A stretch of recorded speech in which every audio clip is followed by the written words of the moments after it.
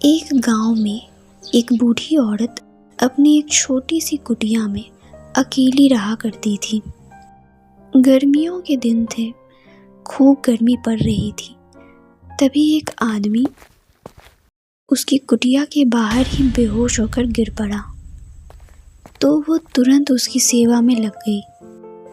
होश आने के बाद उस आदमी ने कहा कि मैं बहुत भूखा हूँ, कृपया करके कुछ खाने को दे दीजिए।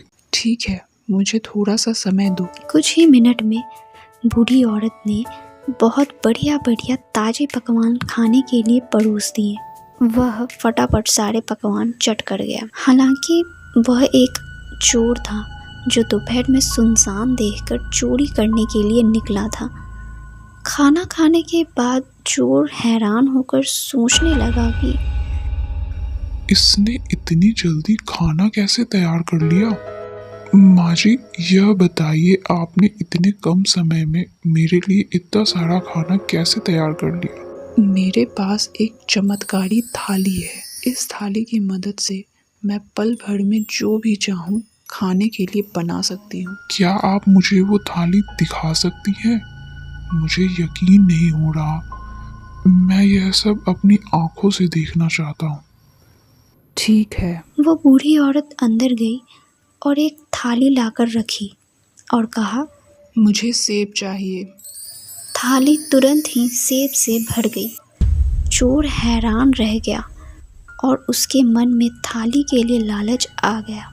उसने पूछा, माँ जी, शाम हो चुकी है, क्या मैं आज रात आपकी कुटिया में रुक सकता हूँ? ठीक है बेटा, रुक जाओ। जब वह गहरी नींद में सो रही थी तो चोर ने थाली उठाई और वहां से भाग निकला। थाली चुराकर चोर सोच रहा था कि अब तो मेरी मौज ही मौज है, जो भी चाहे थाली से मांग लूंगा। उसने थाली अपने घर में रखी और थाली से कहा, मुझे कबाब चाहिए। मगर थाली में कुछ नहीं आया। फिर उसने कहा, मुझे बिरयानी चाहिए।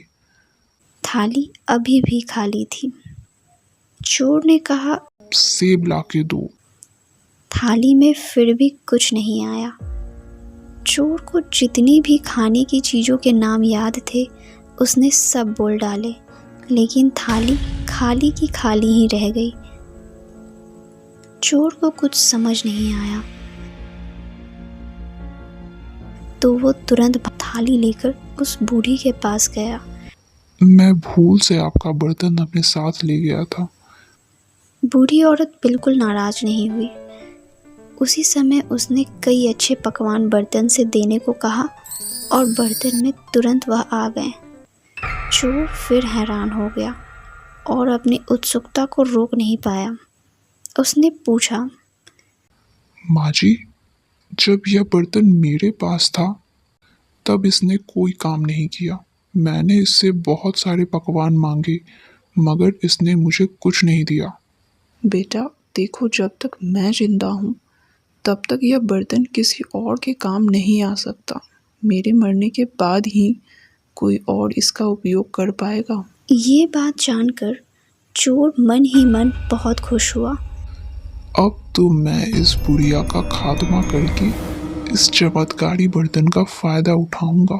अगले दिन चोर फिर उस बूढ़ी औरत के घर आया और साथ में घर से खीर बनाकर लाया। माँ जी, आपने मेरी इतनी सेवा की है, मुझे स्वादिष्ट पकवान खिलाए हैं, इसलिए मैं भी आपकी कुछ सेवा करना चाहता हूँ। मैं आपके लिए खीर लाया हूँ, कृपया आप स्वीकार कर लीजिए। बूढ़ी औरत ने बिना किसी संकोच के चोर की दी हुई खीर ले ली और फिर अपनी कुटिया में चली गई। चोर बहुत खुश होता है क्योंकि वह खीर में जहर मिलाकर लाया था। उसके बाद वह अपने घर चला गया। रात होने पर वह वापस बूढ़ी औरत की कुटिया में आया, थाली को फिर से चुराने के लिए।